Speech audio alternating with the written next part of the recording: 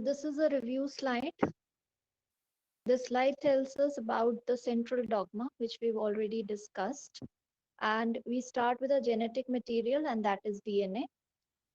The genetic material, as we all know, is that it is storing all the genetic information, and that pertains to the structure, function, development, and reproduction of an organism. Now, this genetic material can perform two very important functions. One is replication, by which it makes a copy of itself and be transmitted from one generation to another. And second is gene expression, by which it transfers its information into the active cell machinery that will then carry out all the metabolic activities in the cell. And that machinery we call as the proteins. So gene expression, that is the way, the mechanism by which genetic material is expressing, that is divided into two parts. First is when the information that is stored in the DNA molecule is coded into a messenger RNA, which will act as a messenger between the DNA and the proteins. That process is known as transcription, that we've already completed. Now we have the messenger RNA. This messenger RNA has a sequence of nitrogenous bases, which it has copied from the DNA. And this messenger RNA now gets translated, which is a second step in gene expression. It will get translated into a polypeptide strand, which is a sequence of the amino acids, and that will lead to the active cell machinery eventually. And this active cell machinery will then carry out all the metabolic functions in the cell. So today we are starting with the second step in gene expression, and that step is known as translation. So what is translation? How do we define translation? Translation is the biosynthesis of a polypeptide chain or a protein inside a living organism, inside a living cell. And this process of translation, this process of the biosynthesis of a polypeptide strand is a universal process. So it will take place in all the living organisms, whether they are prokaryotes, whether they are eukaryotes. Every living organism is performing all its function with the help of proteins, with the help of enzymes. Therefore, translation is a universal process which occurs in the cytoplasm, where the protein synthesizing machinery is available in the cell. And that protein synthesizing machinery consists of the ribosomes, it consists of the transfer RNA, it consists of the amino acids which are joined together, it contains the enzyme which is required for the process to complete, and all these components together we call as the protein translation machinery. So these components, they help to translate the nucleotide sequence language which is present on the messenger RNA. That is a sequence of nitrogenous bases that are present on the messenger RNA will be translated into a sequence of amino acids. Now, as every biological process, translation process also has three stages. They are initiation, elongation, and termination. But before moving to initiation step, there is a pre-initiation step in which the amino acids that are present in the cytosol, these amino acids are activated. Now, amino acids are present in the cell at all the times, but before they are engaging in the process of translation, they have to be activated. So the activation of amino acid is actually not a step of translation process, but it is required for the translation process to proceed. Therefore, we will start first with the activation of amino acids. So by now we know that we have 20 essential amino acids. Therefore, we require at least 20 different transfer RNA molecules, because a particular transfer RNA molecule will be attaching a specific amino acid.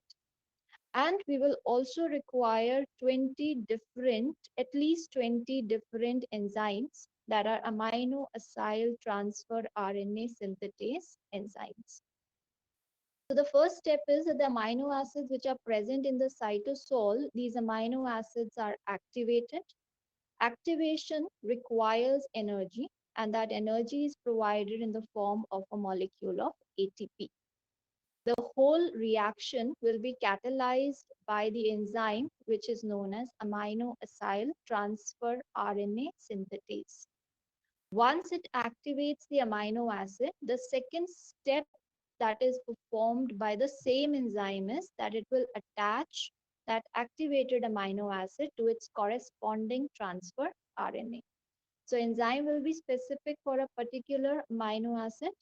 It will activate the amino acid by providing energy in the form of ATP. Once the amino acid are activated, this activated amino acid is then transferred to the 3' hydroxyl terminus of the transfer RNA. The bond that is formed between the transfer RNA and the amino acid, the bond is known as an ester bond. And in this step, the energy molecule, that ATP, is also playing a role. Once the enzyme attaches the correct amino acid to the correct transfer RNA molecule, we call that transfer RNA molecule as charged. So we have a transfer RNA molecule. It will bind to a specific amino acid, but only after the amino acid has been activated. The amino acid is first activated, and then the activated amino acid is transferred to the 3' hydroxyl of the transfer RNA.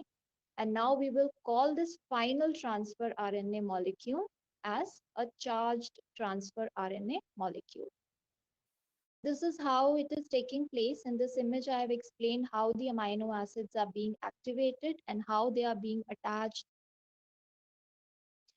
Now, this is the enzyme that is amino acyl tRNA synthetase, which will be specific for a particular amino acid. So, if the amino acid, for example, is methionine, the enzyme will be methionine tRNA synthetase. The transfer RNA will also be specific for methionine. That is known as tRNA met or tRNA methionine.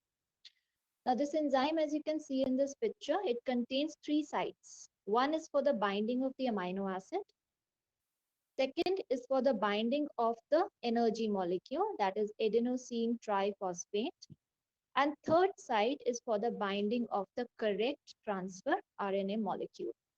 In the first step to the enzyme, the amino acid will bind at the specific position, and a molecule of ATP will also bind at a specific position. Now, ATP molecule gets hydrolyzed and breaks down into AMP, and a pyrophosphate is released. Pyrophosphate, we know that there are 2 phosphate groups which are released. When the bond breaks, energy is released, and that energy is used for the activation of the amino acid. These phosphate residues will be reutilized by the cell once it becomes complete. They will be released from the enzyme, and the enzyme has an attached amino acid in the active site as well as a molecule of AMP in the site. Next step is the binding of the appropriate or the corresponding or the specific transfer RNA. The transfer RNA binds to its specific site, and once the transfer RNA binds, AMP will be released and the amino acid will be transferred to the 3' end of the transfer RNA molecule. Now this transfer RNA molecule is known as charged. So how does it attach? It attaches with the help of this bond. The bond is created between the carboxy terminus of the amino acid. This is a COO terminus of the amino acid and the 3' end of the transfer RNA molecule. So an ester bond is created. The bond is catalyzed by the enzyme amino acyl tRNA synthetase. It will first activate the amino acid, and then it will attach the activated amino acid to the 3' end of the molecule. And now we will call this tRNA molecule as a charged tRNA molecule. It has an amino acid attached to the 3' end. It has an anticodon loop which will bind to the codons that are present in the messenger RNA molecule. After this step is completed, then the translation initiation step starts. So translation initiation we define as all the steps which are performed before the formation of a peptide bond between the amino acids. So till the formation of the peptide bond between the first two amino acids, whatever steps are involved, all those steps are translation initiation collectively. So what are the requirements for translation initiation? We require a messenger RNA. This messenger RNA has got information that it has coded from the template strand of DNA by the process that is known as transcription. Then for translation, we require the translation machinery or the protein synthesis machinery. That machinery will involve the ribosomal subunits. As I told you yesterday, the ribosomal subunits will always remain separated from each other. 30th subunit, which is a small ribosomal subunit, will always remain separated from the 50th ribosomal subunit, that is a large ribosomal subunit. There is a factor which is responsible for the separation of these two subunits until translation has to take place, and that factor is known as initiation factor 3. Because as I said yesterday, if 30th and 50th subunits they bind to each other without the binding of messenger RNA, that ribosome is known as a dead end complex, and on that ribosome translation cannot take place. So these two subunits have to be separated. The separation is by the initiation factor, that is IF3. And when these two have to join, the initiation factor 3 will be released and proper magnesium ion concentration is required. Then only these subunits will join to each other. So apart from the ribosomal subunits, we require the initiator transfer RNA. Initiator transfer RNA will be the first transfer RNA that will attach to the ribosomes.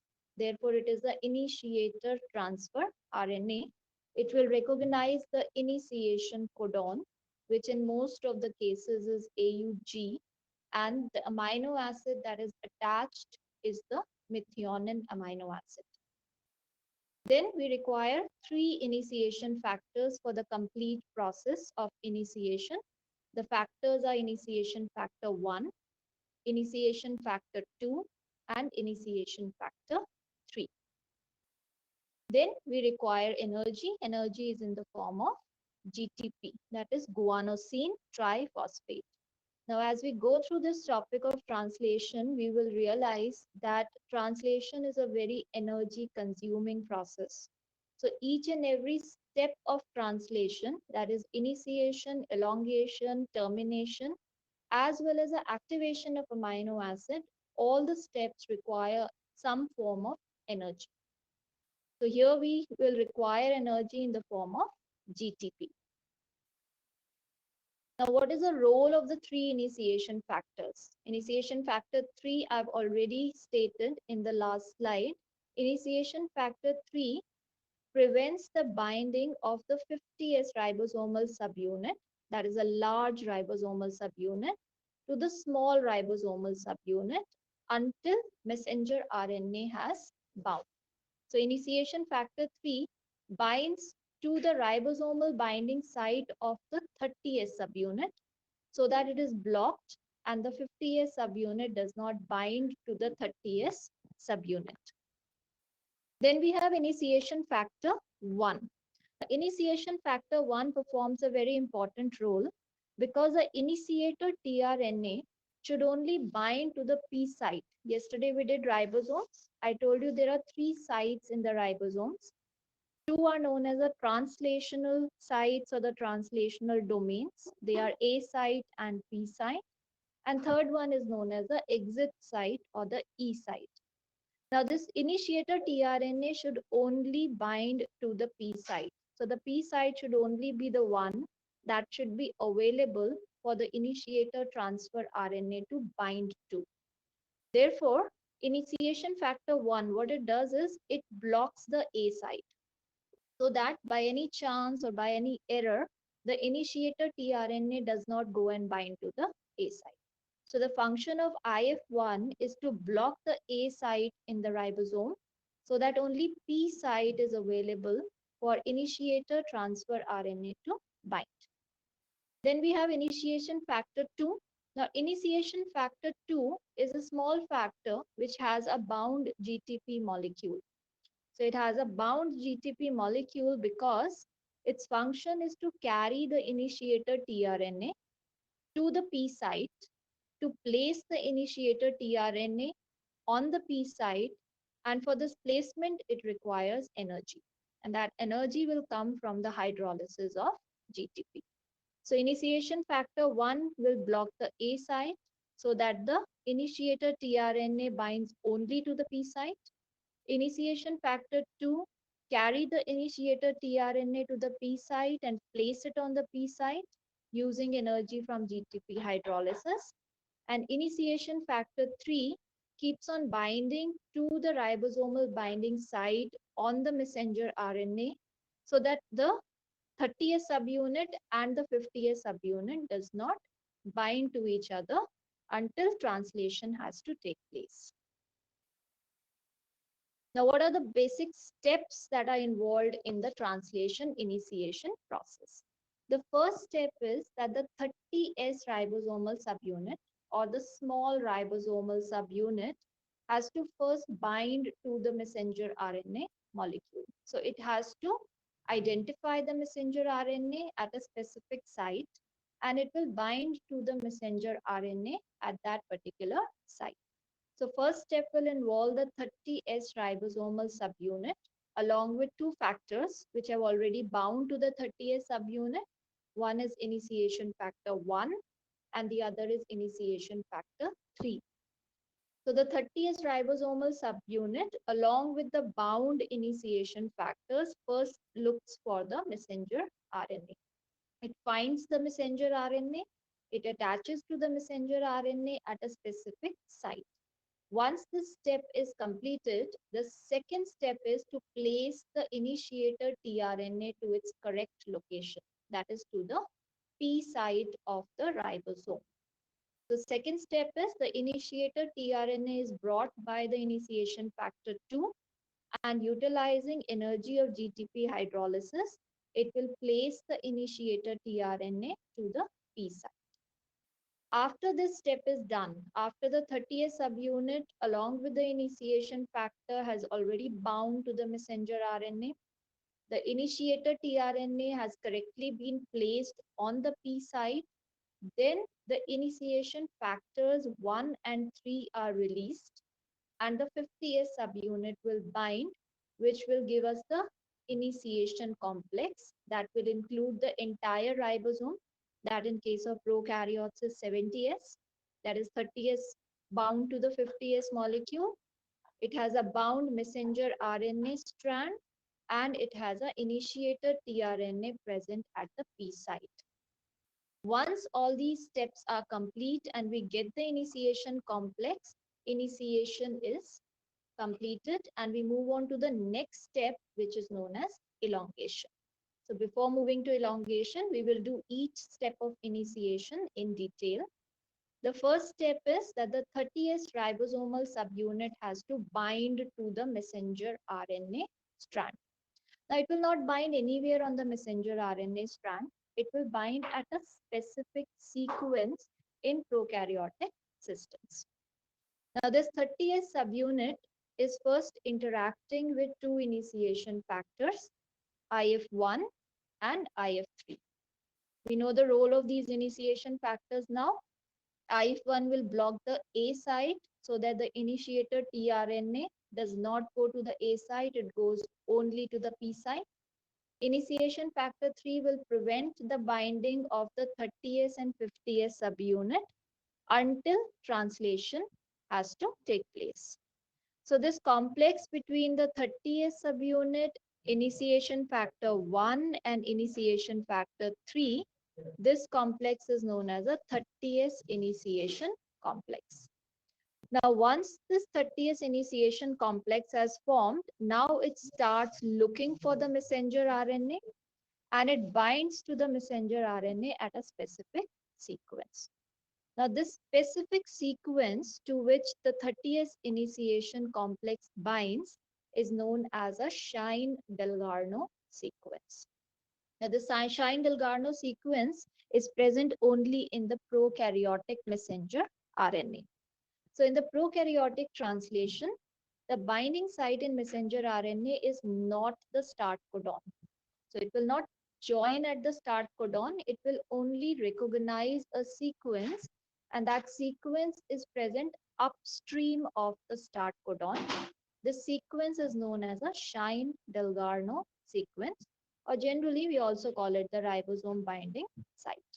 So the ribosome binding site in prokaryotic messenger RNA is a sequence which is known as Shine-Dalgarno sequence, which is present upstream of the start codon, which in most of the cases is AUG, and is responsible for specific binding of the 30S ribosomal subunit to the correct location in the messenger RNA molecule. Now, this Shine-Dalgarno sequence is a specific sequence, 8 to 12 nucleotide sequence, which is present upstream of the start codon present in the transcript. Transcript is our messenger RNA molecule. Now, in the transcript, the sequence which is present, that is a Shine-Dalgarno sequence, has a complementary sequence present in the 16S ribosomal RNA.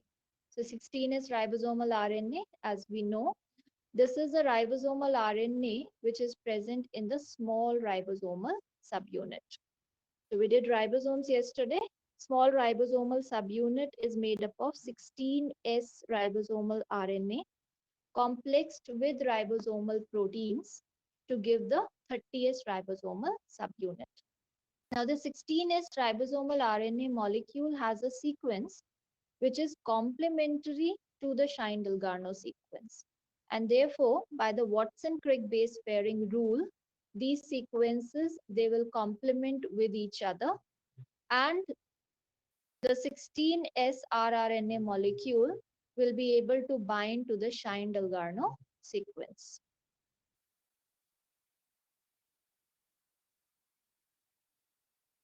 So we know that messenger RNA molecule in case of prokaryotes is a polycistronic molecule. Poly, as I've already told you, means many, and cistron was initially the term used for gene.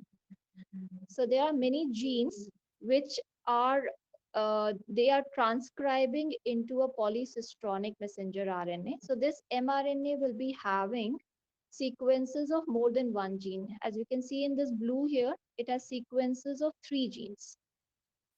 Each messenger RNA will have its own initiation codon, that is AUG, and each will have its own ribosome binding site, that is known as Shine-Dalgarno sequence.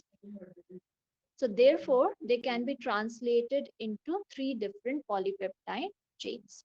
So mostly what happens in prokaryotes is that the messenger RNA is a polycistronic messenger RNA or a polycistronic transcript which has sequences of more than one gene.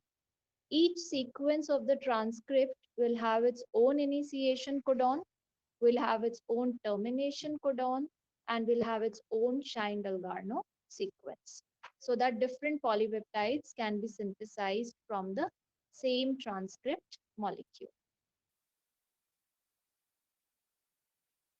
So this picture, this image shows a small ribosomal subunit, that is a 30S ribosomal subunit, which is made up of 16S rRNA and ribosomal proteins. The 16S rRNA, as you can see here, it has a sequence which is UCC UCCA. This sequence is complementary to a sequence that is present in the messenger RNA. And what is the sequence? U है तो उसके सामने A है. C, we have G. C, we have G again. U, complementary is A. C, complementary is G. C, complementary is G. And A, complementary is U. So this sequence, which is a purine-rich sequence present here, AGG, AGGU, this is the Shine-Dalgarno sequence or the ribosome binding site. So there is a ribosome binding site which is present upstream of the initiation or the start codon. That start codon is AUG. The sequence upstream of the start codon is a purine-rich sequence, which is AGG, AGGU. The sequence is known as a Shine-Dalgarno sequence, also commonly known as the ribosome binding site.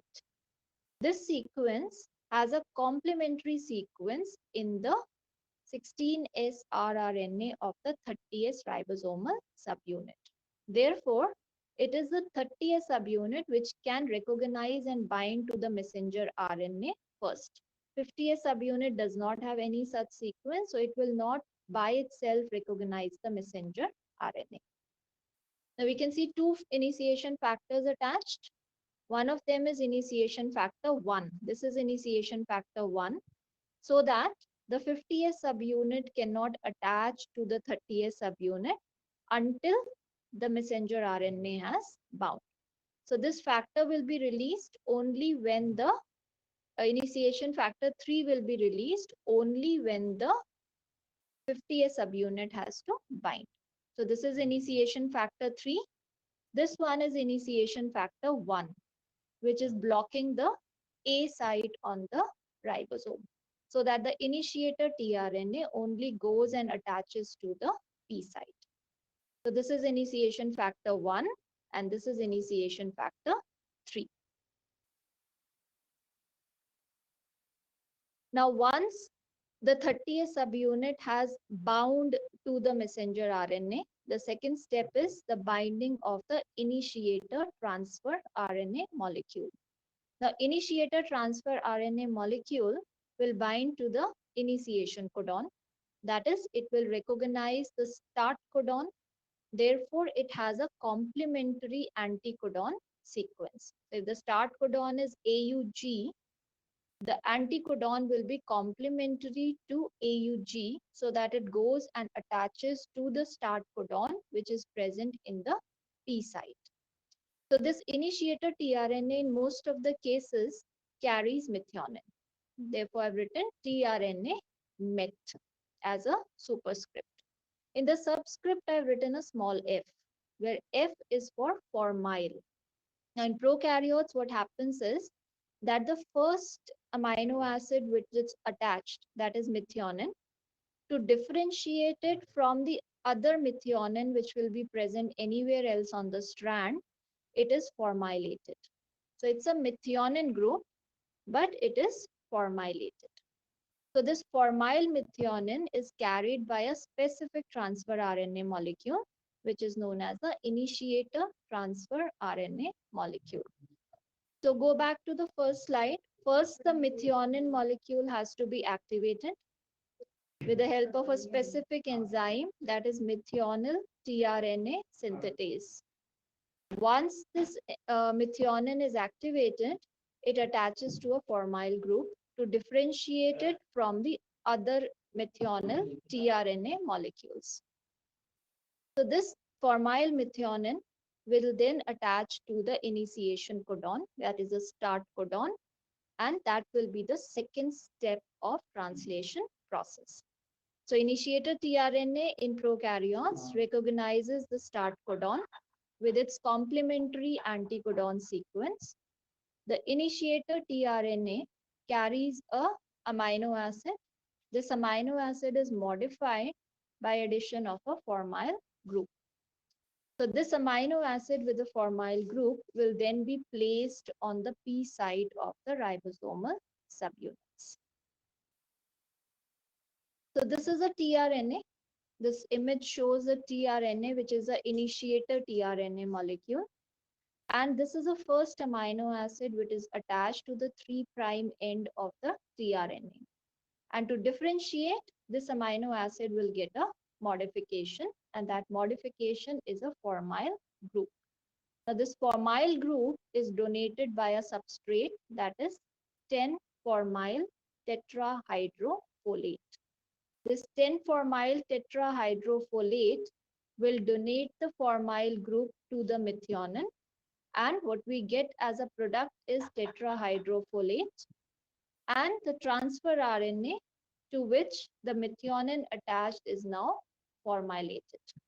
So we get a initiator tRNA, which is a tRNA to which methionine is attached, and that methionine gets a modification, that is the formyl group. So this is formylated methionine. So now we've reached this step. We already have the initiator tRNA. We've seen how the initiator tRNA is created. First, we have the tRNA to which methionine is attached, and then this methionine gets a modification, and that modification is formylation. Now, this initiator tRNA, as I said, is taken to the P site of the 30S initiation complex. And it is taken by a factor that is known as initiation factor 2. Now, this initiation factor 2 carries the initiator tRNA and places it correctly onto the start codon. So, start codon, as you can see clearly in this picture, is AUG, and therefore the transfer RNA will have a complementary anticodon, which is UAC. A is complementary to U is complementary to A, and G is complementary to C. So we have a specific tRNA which will attach only to the start codon, and it will attach only to the P site due to the initiation factor, that is IF1. So this initiation factor 2 brings the initiator tRNA, places it onto the P site on the 30S ribosomal subunit. For the placement, for the attachment, this factor requires energy, and that energy comes from GTP hydrolysis. So once the initiation factor 2 carries the formyl methionine tRNA, places it onto the P site, the GTP gets hydrolyzed, and initiation factor 2 will be released as a factor along with the molecule of GDP now. So GTP will be hydrolyzed. What is released is initiation factor 2 complexed with the molecule of GDP, and it has already placed the initiator tRNA onto the P site attached properly to the start codon of the P site. Now, once this is done, we've already done two steps. One was 30S ribosomal subunit binding to initiation factor 1 and initiation factor 3. First, it searches for the messenger RNA. Messenger RNA के साथ bind करता है at a specific sequence which is known as Schindel-Garno sequence. And because it has a complementary sequence in the 16S rRNA molecule, and due to which it binds to the messenger RNA properly. Once this complex between the 30S initiation factors and messenger RNA is done, the binding of the initiator tRNA takes place, and that binding requires initiation factor 2, and it requires energy. Now, once this is done, then we move on to the next step, and that next step will be the binding of the 50S subunit. So this slide again tells you that initiator tRNA is now binding on the P site in the ribosome. We have the small ribosomal subunit, we have the messenger RNA, and we have the initiator tRNA attached to the P site. Now, once that is done, now finally what is left for initiation is that the 50S subunit binds and we get the complete initiation complex. So 50S ribosomal subunit will now bind, and it will only bind once the 30S subunit, mRNA, and the initiator tRNA have already bound. So 30S subunit, mRNA, initiator tRNA, once they have bound, now binds the 50S ribosomal subunit. Now, 50S ribosomal subunit binding also requires energy, and that energy comes from hydrolysis of GTP. So, activation of amino acid also requires energy in the form of ATP hydrolysis. The binding of initiator tRNA to the P site requires energy in the form of GTP hydrolysis. The binding of the 50S subunit also requires energy in the form of GTP hydrolysis. Now, because the 50S subunit has to attach, but first what has to be released? The initiation factor 3 has to be released. Because until initiation factor 3 releases, 50S subunit will not be bound to the 30S subunit because IF3 is already blocking its binding site, remember? So the 50S subunit, because now it has to bind, the initiation factor 1 will release, the initiation factor 3 will release. Now the A site will be free because IF1 is released. IF3, because it has released, the 50S subunit can now join. So as you can see in this picture, now there is no initiation factor 1, there is no initiation factor 3, and the resulting complex now will be called as the translation initiation complex, or we also call it the 70S initiation complex. So in the 70S initiation complex, we have the 30S subunit, we have the attached 50S subunit. In between the 30S and 50S, there is a strand of messenger RNA, and the transfer RNA, which is the first transfer RNA or the initiator transfer RNA. And how can we say it's initiator? Because there is a formyl methionine attached to this transfer RNA, and it is bound correctly to the initiation codon, that is AUG. So once these components join, we get the final initiation complex, which is known as the 70S initiation complex. So I'll go through the summary of translation initiation in bacteria. First step is we have a small ribosomal subunit, which is a 30S ribosomal subunit bound to two initiation factors. We have IF1 blocking the A site. We have IF3 blocking the binding of 50S ribosomal subunit. The first step is this 30S plus IF1 plus IF3 complex have to recognize, bind to the messenger RNA. It binds at a specific site. The site is known as a ribosome binding site, or we also call it the Shine-Dalgarno sequence. So once the messenger RNA binds, the next step is binding of the initiator tRNA. Initiator tRNA will bind only to the P site. It will bind to the start codon or the initiation codon. It will have an attached methionine to it, which is the first amino acid placed on the polypeptide strand. And this amino acid is modified by addition of a formyl group, which comes from tetrahydrofolate. After the addition of the initiator tRNA, the initiation factors are released and the large subunit of the ribosome binds. As the large subunit of the ribosome binds, we get the initiation complex, which is known as the 70S initiation complex. And we move on to the next step of the process of translation, and that step is known as elongation. The translation elongation is a step that will start immediately after the formation of the 70S initiation complex. So this total step of elongation can be described as a very simple cycle, which is known as elongation cycle. We also call it the reaction cycle. We also call it the EFTU EFTS cycle, where EFTU and EFTS are the two elongation factors which are responsible for elongation. So there are three simple steps in elongation. The first step is the transfer RNA. Now we'll call it the amino acyl transfer RNA. It will have a specific amino acid attached. We'll not call it the initiator tRNA हो गया, P side पे attach हो गया। इसके बाद जितने भी tRNA attach होंगे उन सबको अमाइनो असाइल टीआरएनए बोलेंगे हम। And all the amino acyl tRNA will only bind to the A site. So the initiator tRNA will only bind to the P site.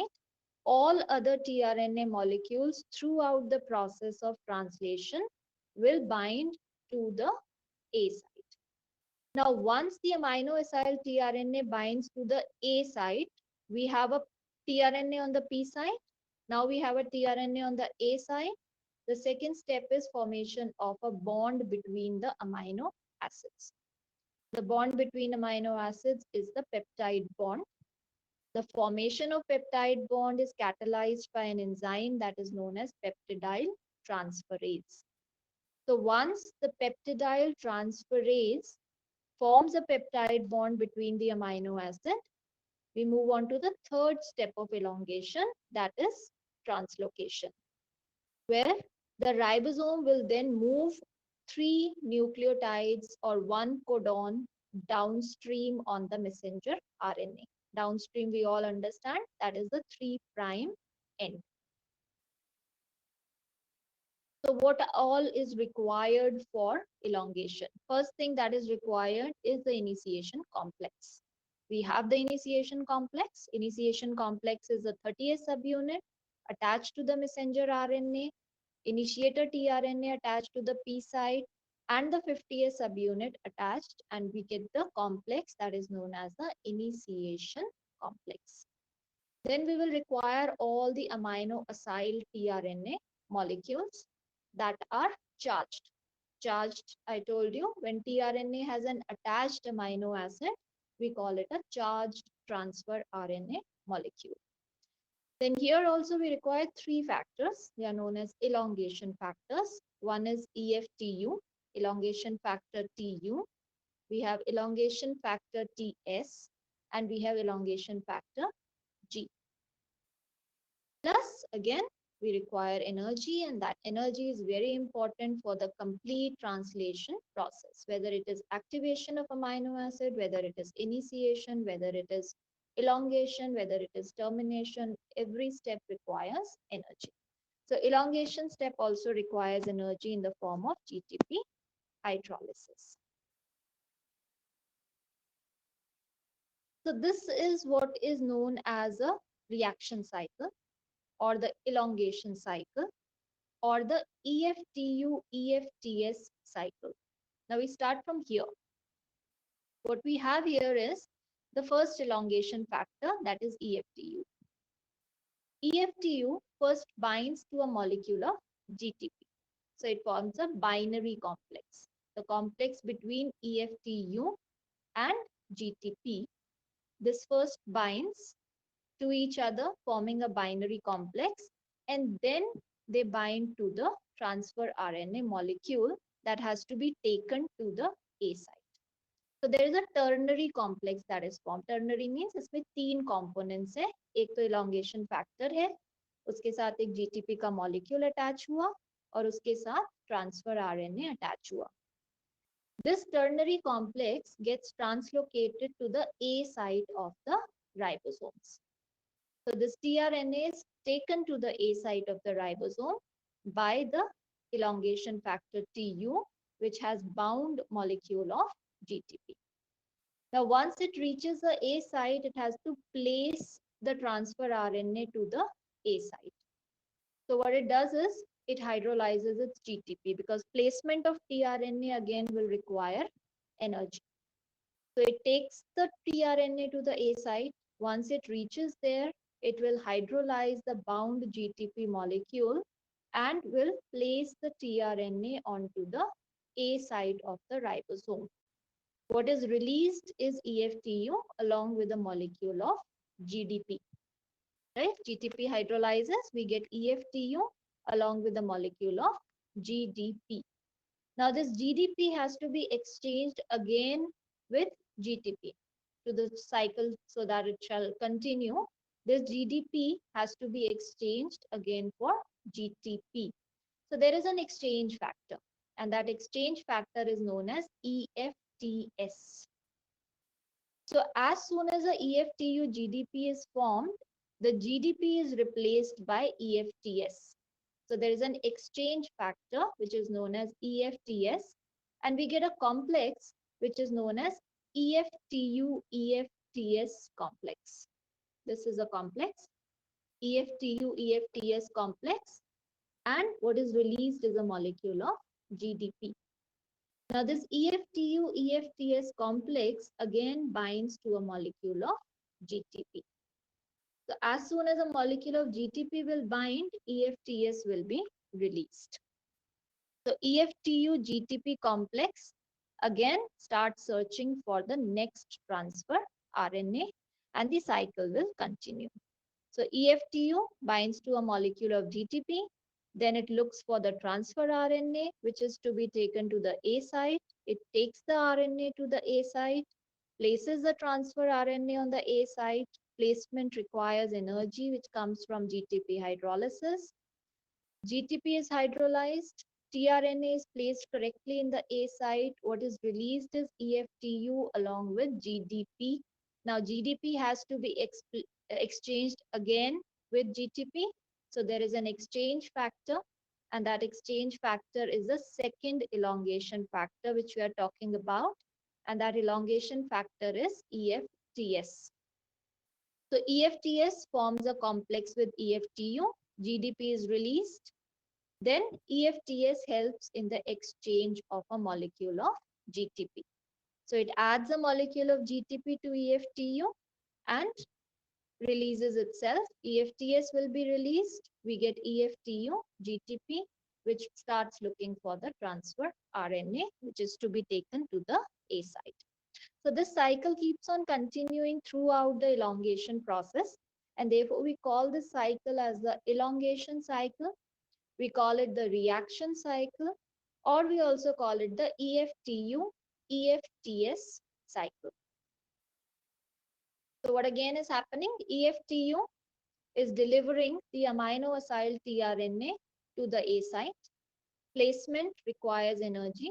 That energy comes from hydrolysis of GTP. Once the GTP gets hydrolyzed, tRNA is placed correctly on the A site.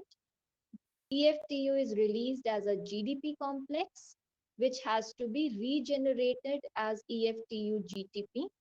And this regeneration is with the help of an exchange factor, which is known as elongation factor TS.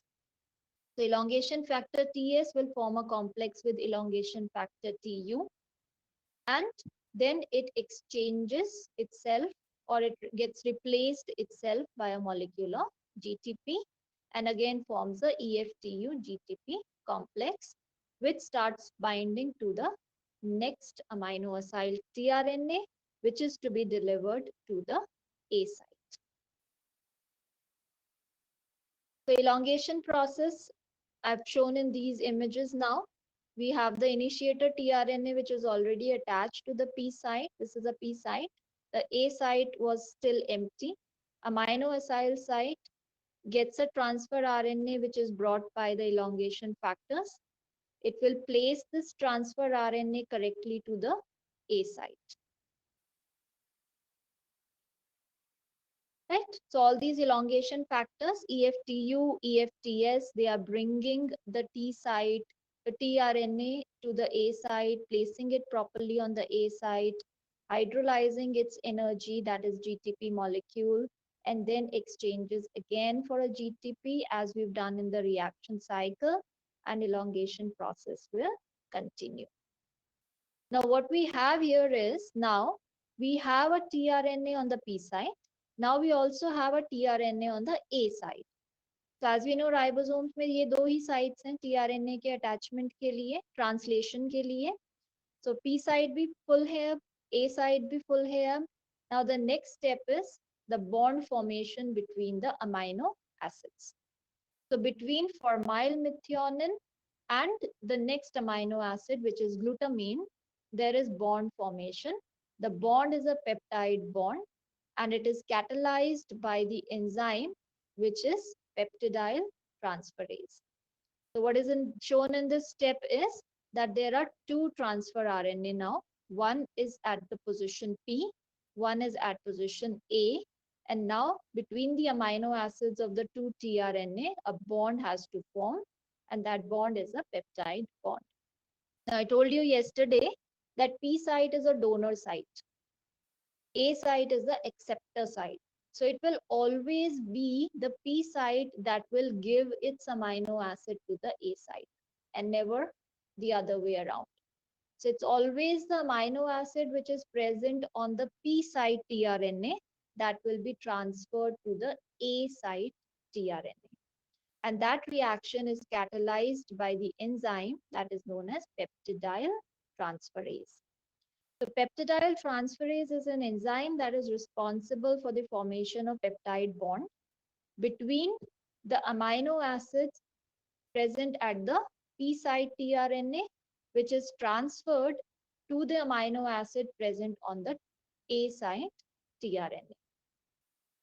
Now, this peptidyl transferase activity is actually present in the large ribosomal subunit. So large ribosomal subunit has got the enzymatic activity. This is present in the 23S rRNA of the 50S ribosomal subunit. So this enzymatic activity is required for the formation of a peptide bond between the amino acids.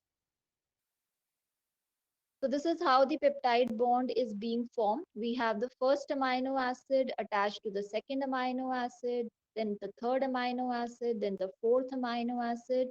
Then this fifth amino acid will be attached, and then the sixth amino acid will be attached. And this chain, the polypeptide chain, it keeps on growing.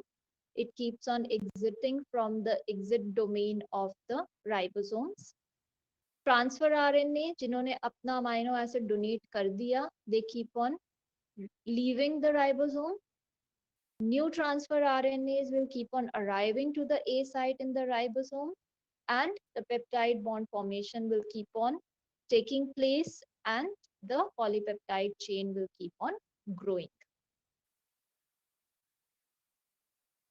So once, now you can see, now we have the tRNA which has both the amino acids. पहले एक amino acid एक tRNA पे था, दूसरा amino acid दूसरे tRNA पे था. अब क्योंकि पेप्टिडल ट्रांसफरेज ने दोनों के बीच में बॉन्ड बना दिया है, तो दोनों अमाइनो एसिड्स एक ही tRNA के ऊपर हैं. This tRNA, which has got two amino acids now, is known as a dipeptidyl tRNA. And this amino acid, which has already donated its amino acid, this transfer RNA is now known as the deacylated transfer RNA molecule. So there is a tRNA molecule which has already donated its amino acid. There is a tRNA molecule which has accepted the amino acid. And this becomes a dipeptidyl tRNA which has two amino acids attached. This becomes a deacylated tRNA, which now does not have any amino acid attached. So after the formation of peptide bond, what happens is known as translocation. That is movement. So as I said, ribosome will move three nucleotides downstream so that the next codon now comes in the A site. So these transfer RNA are not jumping. What is happening here is the ribosome is moving towards the 3' end or downstream, 3 steps at a time, so that the next codon comes in the A site. The codons which are already in the A site initially, they come to the P site. And the codons which were in the P site, you can see this AUG, this was in the P site. This now comes to the E site because now this tRNA has already donated its amino acid and its function is complete. So translocation is a step where the ribosomes are moving 3 steps downstream on the messenger RNA so that the next codon comes in the A site. The codon that was in the A site goes to the P site along with the tRNA which is attached to it. The codon in the P site goes to the E site along with the initiator tRNA which was attached to it. Now, this translocation or this movement also requires energy. So, this movement requires energy, and that energy is provided by the elongation factor known as elongation factor G. It's also known as translocase. Now, this elongation factor G has a molecule of GTP attached, and this GTP hydrolysis is required for the movement of the ribosome on the messenger RNA. The energy is required to eject the tRNA from the P site to the E site. Energy is required to move the tRNA from the A site to the P site. तो जो भी movement हो रहा है, movement को हम बोलते हैं ट्रांसलोकेशन. जो मूवमेंट कैटलाइज कर रहा है, that is EFG, also known as translocase. And this movement of the tRNA molecules and the ribosome on the messenger RNA molecule is requiring energy. It is consuming energy, and that energy is coming from the hydrolysis of GTP. Now, once movement is done, once movement is complete, GDP will be released along with the elongation factor G. And now what will happen is the A site again becomes vacant. EFTU will bring a molecule of transfer RNA according to which codons are present now in the A site. Its corresponding tRNA will be brought to the A site by EFTU, placed on the A site properly using energy, and then it will be exchanged with EFTS, and the cycle will continue. So how to summarize elongation is, first thing is EFTU will bring the corresponding tRNA which has a complementary anticodon to the codons present in the A site. It will place this tRNA on the A site. Then peptide bond formation takes place where the P site amino acid is donated to the E site. The reaction is catalyzed by peptidyl transferase enzyme. The activity is present in the 50S ribosomal subunit. Then translocation takes place, and ribosomes will move 3 steps downstream on the messenger RNA molecule. The tRNA which was in the P site now moves to the E site. The tRNA which was already in the A site now moves to the P site, and the A site is again free for the next transfer RNA to come and attach to the A site. So this is how elongation takes place, and this cycle will continue till the time any one of the termination or the stop codons are reached. So I'll take up termination on Friday. That will be our next lecture, Friday 9:30 a.m. I will take up the termination part of this process of translation. Till then, you can revise initiation and elongation. I will complete this topic on Friday. Thank you.